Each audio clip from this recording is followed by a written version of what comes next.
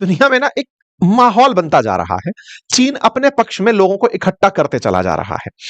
भारत बीच का ऐसा बंदर बन के बैठ गया है, जिसको चाइना और अमेरिका दोनों चाहते हैं कि कौन किसके साथ में रहे। बस इस तरह से भारत की स्थिति जो है ना, फिलहाल अमेरिका वाले चाहते हैं कि ये हमारे साथ आ जाए। मतलब तुरुप का इक्का मान लो या फिर आप खेल का वो खिलाड़ी मान लो, जिस तरफ ये खिलाड़ी चला गया उसका मामला खेला खेला हिल जाएगा। तो इंडिया के साथ खेला हो रहा है, उसके ऊपर मैं सबसे एंड में बताऊंगा कि किस तरह से वेस्टर्न वर्ल्ड की तरफ से एक राष्ट्र है फिनलैंड, उसने तो पब्लिकली ये बोल दिया कि अमेरिका ने साफ तरीके से गलती करी है ग्लोबल साउथ में इंडिया को छोड़ करके। इंडिया को अमेरिका नहीं छोड़ना चाहिए था, मतलब अमेरिका को इंडिया नहीं छोड़ना चाहिए था। ये बड़ी गलती है और इस गलती का नुकसान लंबे समय में होगा। ये फिनलैंड के मतलब राष्ट्राध्यक्ष की बात है, वो हम सुनाएंगे आपको आगे चल के। अच्छा, फिलहाल के लिए आप कुछ तस्वीरों का आनंद लीजिए कि चाइना वालों ने अपनी ताकत कैसे दिखाई। आपके सामने कुछ तस्वीरें हैं जहां पर ये बलून उड़ रहे हैं। ये एआई जनरेटेड नहीं है, आज के जमाने में क्या एआई का बहुत काम चल रहा है ना। ऐसे में ये तस्वीरें आप जो देख रहे हैं रियल हैं। साथ में इन्होंने भाई कबूतर उड़ाए, कबूतर उड़ाए, 80,000 कबूतर उड़ाए। और ये कबूतर इस तरह से उड़ाए गए ताकि माहौल एकदम ऐसा हो जाए कि खुशियों का है, सेलिब्रेशन का है। जहां पर ये सेलिब्रेशन हो रहा है 1945 से 2025 के बीच के 80 साल पूरे होने का, उसकी खुशी में 80,000 कबूतर आसमान में उड़ा करके सेलिब्रेशन किया गया। ये न्यूज आरटी के ऊपर छप कर आती है। फिर शी जिनपिंग निकलते हैं। भाई शी जिनपिंग जब निकलते हैं ना, तो ये जिस तरह के नजारे देखने को मिलते हैं, एक बार के लिए तो रियल में ऐसा लगता है कि ये कोई काल्पनिक जगत चल रहा है। इस तरह से ऑटोमेटेड कहिए या फिर मैकेनिकल तरीके से चीनी सैनिक दिखाई देते हैं, या फिर ये मशीनें दिखाई देती हैं जिसे देख करके लगता है कि ये तो केवल बनाया गया होगा, मतलब वीएफएक्स का कमाल होगा। लेकिन ये रियलिटी थी। रियलिटी क्या, आप इधर देखें। चीनी सैनिकों का इस तरह से तारतम्य में चलना, उनकी परेड का इतना अनुशासित होना, एक एक सेकंड में जिस तरह से उन्होंने अपने साहस का डेमो दिया। मतलब जिस तरह से परेड में क्या होता है ना, परेड को हमेशा अनुशासन का प्रतीक माना गया है। अगर आप किसी वर्दी वाले व्यक्ति से पूछेंगे कि ये परेड इतना जरूरी क्यों है, मतलब ये पैरों का इस तरह से तारतम्य में होना जरूरी क्यों है, बहुत से लोग कई बार इस बात पर प्रतिक्रिया देते हैं। जब हम लोग ट्रेनिंग में थे, जब मैं पुलिस की ट्रेनिंग में था आरपीए के अंदर, राजस्थान पुलिस अकादमी में, तो ट्रेनिंग के दौरान बहुत इरिटेशन होता था, यार क्यों मतलब पैर तुड़वा रहे हो यार, मतलब ये इस तरह से एक तारतम्य तरीके से क्यों चलना, मतलब कौन से युद्ध में काम आएगा या कौन से जंग में काम आएगा कि हाँ भाई हाथ मिला के चल रहे हो। मतलब कोई नहीं पूछेगा ना, जंग जब होगी सबको अपनी गन लेके निकलना है। तो फिर हमारे उस्ताद जो होते थे ना, वो हमें समझाते थे कि भाई ये जो आपको सिखाया जा रहा है कोऑर्डिनेशन है ये, क्योंकि कभी कोई जंग अकेली नहीं जीती जाती, और जो जितना वेल कोऑर्डिनेटेड फोर्स होता है वो उतनी बेहतर जंग जीतता है। तो बोले ऐसे में अगर आप इन लोगों को चलते हुए देख रहे हैं, इट शोज कोऑर्डिनेशन कि कितना एफर्ट लगा होगा इस पूरी पूरी फोर्स को कोऑर्डिनेट होने में। जब भी आप गणतंत्र दिवस पर, स्वतंत्रता दिवस पर परेड होते हुए देखते हैं, तो उसमें एक बहुत बढ़िया कोऑर्डिनेशन देखते हैं कि यार ये बहुत अच्छा कोऑर्डिनेट कर रहे हैं। ये कोऑर्डिनेशन की तारीफ हुई और मजाक बनी अमेरिका वालों की। अमेरिका वालों की मजाक बनी कि इन्होंने अपनी 250वीं अभी परेड की थी। आपको याद होगा तो अमेरिका ने ट्रंप के 79th बर्थडे के दिन, उस दिन कोइंसिडेंशियली अमेरिकी फोर्सेस का 250वां स्थापना दिवस था, उस पर परेड निकाली थी। उस परेड की भाई साहब मजाक बनी कि बोले इनके बीच तो कोऑर्डिनेशन ही नहीं है। हालांकि उस समय पर एक पक्ष और निकलकर लोगों ने कहा कि देखो जंग जो है ना वो परेड से नहीं जीती जाती, आधुनिक मशीनरी से जीती जाती है। अमेरिकी फोर्सेस ने यह सिद्ध कर दिया है कि उन्हें शो ऑफ नहीं करना है, जंग जीतने के लिए टेक्नोलॉजी का इस्तेमाल करना है और जंग जीती जा सकती है। यह एक पक्ष हो सकता है, इस पे बहुत डिबेट चलती आई हैं। जो तर्क इसके ऊपर सेट होता है कि साहब इन्होंने तकनीकी से युद्ध जीता है, मैं तो केवल यही कहूंगा कि नहीं, आप जीते नहीं, आप हारे हैं। और कैसे हारे हैं? अगर आप वाकई में इतने श्रेष्ठ थे तो आपकी श्रेष्ठता में चीन कैसे उठते उठते इतना ऊपर आ गया कि आज वो आपकी आंखों में आंखें डाल रहा है। आप ही की श्रेष्ठता में रूस, जिसको आपने पूरी तरह बर्बाद कर दिया था, वो इतना कैसे भारी हो गया कि आपके तमाम प्रयास विफल रह गए।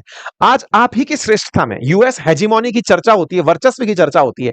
ऐसा अमेरिकी वर्चस्व कैसे कॉम्प्रोमाइज हो सकता है कि आज दुनिया का कोई देश अमेरिका को सीरियसली नहीं ले रहा है? यदि इस तरह से चीजें हो रही हैं तो शायद ये इन्हीं के लिए मुबारक होंगी। लोगों ने इनकी खूब मजाक बनाई, पुरानी तस्वीरें निकाली और साथ में चाइना के साथ कंपेयर किया कि चाइना ने जो वेल कोऑर्डिनेटेड तरीके से अपनी फोर्सेस को दिखाया है वो एक अनुशासन का प्रतीक बनता है। चाइना ने, मतलब ये वीडियो देख करके तो रियल में मुझे ऐसा लगा कि ये वीएफएक्स है, लेकिन भाई ये रियल था। मतलब एक बार के लिए अगर आप देखेंगे ये तस्वीरें जो थी ना, एक बार के लिए मुझे फेक लगी थी, लेकिन ये रियल थी। और इन्होंने बकायदा इन मिस अच्छा, आपको मैं एक और फोर्स का आपको वो बताता हूं, अगर आप उसको रिलेट कर पाए। एयरफोर्स के अंदर जब आप देखते हैं ना, कोई भी फ्लाइट तुरंत उड़ते हुए, मतलब एयरफोर्स का एयरक्राफ्ट तुरंत उड़ते हुए हवा में जाता है, ये बहुत ही स्पर ऑफ द मोमेंट होता है। मतलब पायलट्स को इतना ट्रेन किया जाता है कि वो पूरे टाइम तैयार स्थिति में रहते हैं। जिसकी ड्यूटी है वो इस तरह से ड्यूटी है, मतलब उनकी ट्रेनिंग का हिस्सा बनाया गया। ये लेजर उपकरण है, बाय द वे, बीच में बता दूं मैं। इस तरह से ट्रेनिंग दी जाती है कि आपको बोला जाएगा इतने सेकंड में तो फ्लाइट हवा में होनी चाहिए। लेकिन ये तभी तो होगी जब आप इस अनुशासन में हैं, आप आराम में बैठे हैं, अरे कौन सा युद्ध हो रहा है, आराम से चलेंगे। तो हो सकता है आपको राइट समय पर वो चीजें ही ना मिले जिनसे आपको गोला फोड़ के आना था, या फिर आपको अपने जरूरी सामान ही ना मिले। जो फोर्सेस अनुशासन सिखाती हैं, उसके पीछे का एक बड़ा रीजन होता है उस मोमेंट के लिए तैयारी करना। इसी कारण से सेनाएं युद्ध अभ्यास करती हैं। आपने देखा होगा हमारी सेनाएं एनी टाइम युद्ध अभ्यास में रहती हैं। लॉजिक उसका सिर्फ इतना होता है कि उस समय, जब समय कॉल कर दिया जाए चलो, तो आप अपने अस्थि पंजर ना ढूंढ रहे हो, यार मेरा कहां है, गाली का गन कहां पड़ी है, अरे ये तो इसमें चार्ज वो ही नहीं हो रखा, यार इसमें ग्रीस ही नहीं लगा, वो सब चीजें ना हो। तो चाइना वालों ने अपनी सेना की जो रेडीनेस है वो दर्शाते हुए अमेरिका को संदेश दे दिया कि सुनो, हम तैयार हैं, और हम तैयार हैं ऐसी मिसाइलों को लेकर के जो इंटरकॉन्टिनेंटल हैं। मतलब यहां से उड़ेंगी तो अमेरिका को निशाना बनाएंगी। बकायदा चाइना ने एक DF-5C करके मिसाइल शो की, जो 20,000 किलोमीटर तक मार कर सकती है, 10 मैक की गति से चल सकती है, दुनिया को दिखाने के लिए कि हाँ हम ताकतवर हैं, दिखाने के लिए कि हम कितने वेल कोऑर्डिनेटेड हैं, चाहे वो किसी भी प्रकार की फोर्स के साथ हो। इन्होंने अपनी मिसाइलें, अपना मिसाइल का रक्षा तंत्र सब शोकेस किया, बिल्कुल वैसे जैसे हम लोग गणतंत्र दिवस पर करते हैं, इन्होंने बड़े स्केल पर किया। ना केवल ये खुद को दिखा रहे थे, बल्कि दुनिया के देशों को दिखाने के लिए देखो हम कैसा कर रहे हैं, हमारे फाइटर जेट्स देखो, ये हमारे आत्मनिर्भर तरीके से बनाए गए हैं, चाइना ने खुद ने बिल्ट किए हैं, उन चीजों को दिखाया गया। लेजर वेपन की झांकी सजाई गई, क्योंकि आजकल ये बड़ा चर्चा में है, लेजर से ही हवा में मार दे रहे हैं। ठीक है, आपने कुछ दिनों पहले इनका रोबो डॉग भी देखा होगा कि कुत्ते भगा करके मशीनों के साथ दौड़ा रहे हैं, है ना। तो ये आधुनिकता के साथ साथ जिस तरह की नई तकनीकी लेकर आए, दुनिया को सारा शोकेश किया, बढ़िया शक्ति प्रदर्शन हुआ, और इन्होंने इस चीज को पूरी तरह निभा दिया। जब ये पूरा काम हो गया कि हाँ साहब बढ़िया काम हो गया है, तो लोगों ने इस पर अपनी अपनी प्रतिक्रियाएं देना शुरू किया कि हाँ सर, ये तो इन्होंने पूरी तरह शक्ति प्रदर्शन किया है।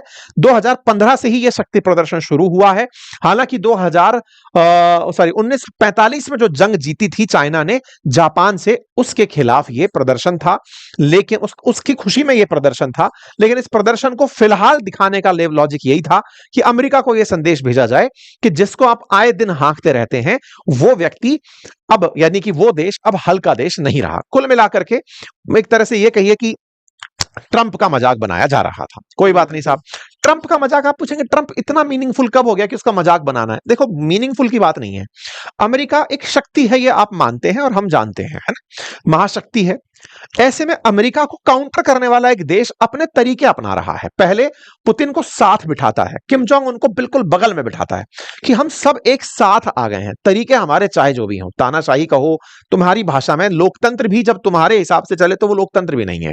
अमेरिका जो लोकतंत्र फिलहाल दिखाने लग रहा है दुनिया को, जहां इन्हीं के समर्थकों ने पूरी तरह से इनके पुराने ऑफिस को घेर ही लिया था, तो इनका लोकतंत्र भी अलग तरह का है। मतलब ऐसा लोकतंत्र जो पैसे से खरीदा जा सके। ट्रंप उसी के तो पैदाइश है ना। पहले मस्क ने खरीदा, फिर ऑयल कंपनीज ने ट्रंप को खरीद लिया, अब क्रिप्टो वालों ने ट्रंप को खरीद लिया। तो फिर ऐसा लोकतंत्र भी किस काम का जहां पे पैसे वाले अपने हिसाब से चीजों को मैनेज कर रहे हो।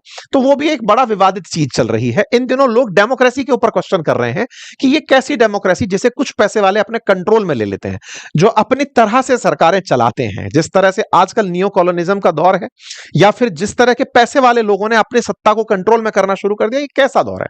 तो खैर, ट्रंप जो है अपने आप में लोकतंत्र के मसीहा बनने की तैयारी में रहते हैं, लेकिन उन्हें इस तरह की इन्होंने नुमाइश दे दी कि सुनो दुनिया वालों, इस बात को जान लो। इनसे पूछा गया कि सर आपने देखा कि वो आपको दिखाने के लिए शक्ति प्रदर्शन हुआ था।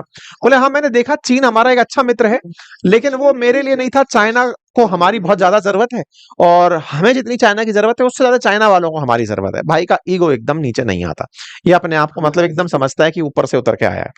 हद तो ये हो गई कि इस परेड के ऊपर इसने ट्वीट मार दिया। क्या ट्वीट मार दिया कि चाइना वालों को बहुत बधाई कि उन्होंने विक्ट्री डे परेड मनाई, लेकिन वो इस बात को तो नहीं भूल गए कि उनकी इस जीत में हमारा भी बहुत बड़ा योगदान था। आप पूछेंगे ये क्या कहानी है? 1945 में जो विक्ट्री मतलब हुई थी, चीन ने जापान से जो जीत हासिल की थी, वो असल में चीन ने किसके सहयोग से प्राप्त की थी? बोले कि ये तो नहीं भूल गए। ट्रंप भाई साहब इस पॉइंट को मार गए। और तो और जो सरकाज़म मारा इन्होंने, व्यंग मारा, वो गजब का था। Please give my warm regard to Vladimir Putin, Kim Jong Un, as you conspire against the United States of America. मेरी तरफ से बहुत सारी गर्मजोशी भरी शुभकामनाएं दीजिएगा किम जोंग उन और पुतिन को, क्योंकि आप तीनों मिलकर अमेरिका के खिलाफ प्रपंच रच रहे हैं। चलिए साहब, तो पुतिन का मतलब इनके इन तक संदेश कुल मिलाकर पहुंच गया था। अब सवाल यह आता है, चीनी लोग भी इस बात को लिए कि भाई तुम्हारी वजह से हम कोई युद्ध नहीं जीते थे। तो आफ्टर ऑल वो युद्ध क्या था, मैं थोड़ा सा आपको ब्रीफ में बता देता हूं, हालांकि मैं शुरू से बताता आ रहा हूं। असल में जब सेकेंड वर्ल्ड वॉर खत्म हुआ था ना, तो हुआ कैसे था, जापान के हिरोशिमा और नागासाकी पर अमेरिका द्वारा बनाए हुए परमाणु बम डाल दिए गए थे, है ना। लिटिल मैन और फैट बॉय नाम से जो थे, उनको डाल दिया गया था। तो जापान जहां जहां कब्जा किए हुए था, अच्छा जापान ने क्या था, रियल में आतंक मचा रखा था। मतलब एक टाइम था 1937, जब मतलब एक तरह से समझिए कि बड़ा हादसा हुआ था जुलाई 7 1937 को, जब मार्को पोलो ब्रिज इंसिडेंट हुआ था। जापानी सेना जो जापान से निकल करके चाइना एंट्री की थी, उन्होंने चाइना में बहुत कोहराम मचाया था, बहुत से लोगों को मारा। जापान ने चाइना का लगभग 1/3 हिस्सा कब्जा कर लिया था। और ना केवल कब्जा किया, महिलाओं के साथ अत्याचार, बलात्कार, पुरुषों को बंधक बनाना, मारना, लाखों की संख्या में जापानियों ने चीनियों को मारा था। और 1937 में मतलब जापान जो है ना, मतलब एक तरह से समझिए कि उसको पता नहीं शक्ति का कौन सा स्वरूप उसने चख लिया था। उधर हिटलर चखा बैठा था, इधर जापान चखा बैठा था। इन्होंने मतलब हद मचा दी थी, मतलब भयंकर तरीके से। जिस जापान को आज आप देखते हैं, आज का जापान और उस समय का जापान बहुत अलग था। उस समय क्रूरता, आक्रांतापना जो था ना, इनके बीच का आक्रांता जो भाव था, वो था। आज का जापान तो बिल्कुल करते हुए दिखाई देते हैं, खुश कि साहब हम तो बहुत ही अच्छे हैं, एटिकेट्स वाले हैं। पुराना इतिहास उठाकर देखिए, इनसे क्रूर कोई नहीं था। मतलब ये इस तरह के थे। इवन भारत में भी जब ये आने वाले थे, मतलब बिल्कुल बर्मा तक तो आ ही गए थे ना। ये अलग कहानी है, कभी हम इस पर चर्चा करेंगे। सुभाष चंद्र बोस जी के बारे में कहते हैं कि वो ब्रिटिशर्स को हटाने के लिए जापानियों को साथ में ला सकते थे क्या, उस तरह की चर्चाएं उस दौर में चलने लगी थी। वो एक अलग पक्ष था, जब वर्ल्ड वॉर चल रहा था, भारत आजाद होने की तैयारी कर रहा था। तो कुल मिलाकर जापानियों ने चीन में खूब उधम मचाया था। इस उधम में जापानियों का पीछे हटना बहुत जरूरी था। इधर चीनी लोग थे, वो मरे जा रहे थे, लेकिन साथ साथ वो विश्व युद्ध शुरू हो चुका था। 39 में तो विश्व युद्ध सेकंड शुरू हो ही गया था, सेकंड वर्ल्ड वॉर। उस समय पर ये जो राष्ट्र थे, ब्रिटेन था, फ्रांस था, अमेरिका था, सोवियत रूस था, ये सब सेकंड वर्ल्ड वॉर के अंदर इन ताकतों से लड़ रहे थे। जर्मनी, जापान जैसी ताकतों से लड़ाई लड़ रहे थे। तो उस समय पर एक तरीके से पार्टी बन चुका था चीन, अमेरिका के साथ, फ्रांस, ब्रिटेन, रूस के साथ, कि हाँ हम जापान के खिलाफ लड़ने वालों में हैं। ऑब्वियस सी बात है ना, जब जापान ने चीन पर कब्जा किया है, तो ऐसे में ऑब्वियस है कि चीन जापान के खिलाफ है। तो एक तरह से जब जापान हारा, तो चीन ऑटोमेटिक विजेता बना। तो ये लंबे समय तक चीन ने भी सेलिब्रेट नहीं किया कि हम जीते या अमेरिका जीता। क्यों ऐसा बोल रहा हूं, क्योंकि बम तो अमेरिका ने गिराया था ना जापान पे। जापान पर बम गिराया तो जापानी सेनाएं हटकर पीछे गई, तब जाकर उन्होंने चीन को छोड़ा, कोरियन पेनिनसुला को छोड़ा, जो बाद में नॉर्थ कोरिया, साउथ कोरिया बना। तो असल मायने में हुआ यह कि बम ना गिरता तो जापान पीछे ना हटता। जापान का सरेंडर होता है 2 सितंबर 1945 को, और 3 सितंबर 1945 को चीन वाले खुशी मनाते हैं। उसे खुशी को ही ये विक्ट्री डे के रूप में सेलिब्रेट करते हैं। तो मतलब अमेरिका वाले इनको यही याद दिला रहे हैं कि बेटा तुम नहीं जीते थे, हम जितवाए थे। लेकिन चीनी लोग इसको इस तरह से फक्र में लेते हैं कि नहीं साहब, इतने दिन तक तो हम ही मर रहे थे, हम ही मरा रहे थे अपने लोगों को। तो ऐसे में हमारे लोग खत्म हो रहे थे, तो हम तो खुशी मनाएं कि हमारे लोगों को जीत मिली थी। तो सबके पास अपने रीजन है। जापान सरेंडर करता है, और जापान के सरेंडर करने में चीन के करोड़ों सैनिक मारे गए थे, और ऐसी न्यूज थी कि चीन ने बहुत नुकसान उठाया था। इसी को सेलिब्रेट करना इन्होंने शुरू किया। शुरुआत में सेलिब्रेशन था, उसको इतना हाईलाइट नहीं किया गया। बाद में जब 70वीं वर्षगांठ आई 2015 में, शी जिनपिंग का मतलब वैभव चढ़ता जा रहा था, उनकी वजह से मतलब BRI जैसी योजनाएं निकल कर आ रही थी। शी जिनपिंग के काल में ही चीन ने अमेरिका को टक्कर देना शुरू किया। मतलब एक तरह से अमेरिका को उस तरह से उन्हीं की नीतियों में उलझाना शुरू किया। जैसे अमेरिका पहले वर्ल्ड बैंक और IMF के माध्यम से दुनिया को लोन बांटता था, तो चीन ने भी तरीका ढूंढा कि मैं SCO के न्यू डेवलपमेंट बैंक के थ्रू बांटूंगा लोन, या फिर कोई भी तरीका अपनाऊंगा जिससे दुनिया में बेल्ट एंड रोड इनिशिएटिव के थ्रू डेट ट्रैप अपनाऊंगा। चीन धीरे धीरे बाहर निकलना शी जिनपिंग के काल में शुरू हुआ। तो इन्होंने सबसे पहले विक्ट्री डे सेलिब्रेशन डिसाइड किया 2015 में कि चलो मनाएंगे अपन उस दिन को, और उस दिन में जापान को अपन ने हराया था। ये तो अपने लिए एक अवकाश का विषय होगा, लेकिन हाँ, हम इस चीज को दुनिया को शोकेस करेंगे कि अब हम कितने ताकतवर हैं। जो हम हारे थे और आज में हमारा कितना अंतर है, बस उसी काम को करते हुए ये चले आ रहे हैं। 2015 से पिछले 11 साल से ये लोग इस सेलिब्रेशन को कर रहे हैं, और इस बार इन्होंने सेलिब्रेशन में पूरी नुमाइश जो लगाई वो अमेरिका के लिए संदेश था और दुनिया में चीन के जो दुश्मन है उनके लिए संदेश था। अब आप पूछेंगे हम कहां हैं? देखिए, तय कर लीजिए कि आप किस तरफ हैं, क्योंकि स्थिति यह है कि अगर दो देश सुपर पावर बनने के लिए हैं, चीन खड़ा है इधर, अमेरिका खड़ा है इधर, हमें भी बनना है तो हमें बस ये तरीका अपनाना है। जिस तरह से रशिया और अमेरिका के बीच में चीन अपने आप को खड़ा कर ले गया, ऐसे ही चीन और अमेरिका के बीच में भारत अपने आप को खड़ा कर ले जाए और एक दिन सुपर पावर बने। ये हम वहां खड़े हैं। खैर, फिलहाल के लिए ये तमाम चीजें निकल कर आई, जिसमें कोरिया के किम जोंग उन की पुतिन से मुलाकात की तस्वीरें, दोनों को एक साथ कसमें खाने, वादे खाने की तस्वीरें आई। सबसे इंटरेस्टिंग जो इन दिनों खबर आई वो ये थी कि अमेरिका ने भारत के साथ जो किया वो भारत के तमाम राष्ट्रपतियों के साथ जो भारत के संबंध रहे, भारत को बनाने में, अमेरिका अपने साथ लाने में, मनाने में बहुत मेहनत किया था। चाहे ओबामा का कालखंड रहा हो, बाइडेन का कालखंड रहा हो, कि भारत को अपने पक्ष में लेकर आओ। क्योंकि ग्लोबल साउथ जो है ना, वो ग्लोबल साउथ पूरी तरह से एशिया में माना जा रहा है कि यार एशियन कंट्री अब एक हो रहे हैं, और यदि ये एक हो गए तो ये दुनिया की सुपर पावर हो जाएंगे। भारत को इसलिए ये लोग खींचे चले जा रहे थे। अब ये दर्द बाहर कहां से निकल कर आया? ट्रंप को हाल ही में एक लीडर हैं जो कि फिनलैंड के प्रेसिडेंट हैं, उन्होंने कहते हुए ये कहा कि भाई दुनिया वालों, if Europe and America don't have a more cooperative foreign policy towards the global south and India, then we will loss. The SCO meeting in China is a reminder to the West about what is at stake. ये president हैं Alex stub. Alex stub ने, Finland के जो president हैं, इन्होंने publicly ये बात बोली कि हमने अमेरिका को कहा कि आपकी जो ये विदेश नीति है, हम ग्लोबल साउथ से पिछड़ रहे हैं, हम पिछड़ रहे हैं, पश्चिम का जो प्रभुत्व है वो पिछड़ रहा है, भारत को हम साथ ला करके साध सकते थे चीजों को, वो हमने छोड़ दी है। तो अमेरिका को अब ये लोग रिकॉल करा रहे हैं कि भाई साहब सुनो ना, आपकी गलतियां हुई हैं और उससे बड़ा नुकसान करने जा रहे हो। खैर, अमेरिका को अमेरिका की हालत मुबारक। फिलहाल के लिए तो यह है कि दुनिया में अब यह बात अध्ययन का विषय बन गया है कि कैसे अमेरिका ने भारत को अपनी फेल फॉरेन पॉलिसी का निशाना बना लिया। फिलहाल के लिए तो इतना ही है साथियों। जैसे भी कोई और अपडेट आता है मैं जरूर आपके साथ में साझा करूंगा। बाकी अभी के लिए आपके लिए दो गुड न्यूज हैं, और वो ये, टीचर्स डे आ रहा है 5 सितंबर। ऐसे में आप सबकी शुभकामनाओं से पहले मेरी तैयारी शुरू हो चुकी है, और वो ये कि आप लोगों के लिए एक बेहतरीन ऑफर मैं ओपन कर रहा हूं। फंडामेंटल ऑफ स्टॉक मार्केट और फंडामेंटल ऑफ म्यूचुअल फंड, जो हमारे बातें बाजार की एप्लीकेशन पर उपलब्ध कोर्सेज हैं, अगर आप उन्हें एक्सेस करते हैं पूरी 1 साल की वैलिडिटी के साथ, तो उनकी कंबाइंड प्राइसेस में आप लोगों के लिए इस अवसर पर एक ऑफर लाया गया है, आप उसे यूज कर सकते हैं। ठीक इसी तरह का ऑफर हमने बातें बाजार की से अलग अपनी पाठशाला ऐप पर भी लेकर आए हैं, जहां पर हमारे जो courses history, geography, polity, economy के हैं, जो बहुत ही नॉमिनल प्राइस में आपको मिलते हैं, फाउंडेशन कोर्सेज हैं, उनके साथ में आपको फ्री में हमारी ये बुक्स उपलब्ध कराई जा रही हैं 5 सितंबर के लिए। आप चाहें तो इस ऑफर का लाभ अभी से ले सकते हैं, लेकिन ये शिक्षक दिवस की पूर्व संध्या पर आपके साथ साझा की जा रही है। Thank you so much. अपना ख्याल रखें, चैनल को सब्सक्राइब अवश्य कर लें।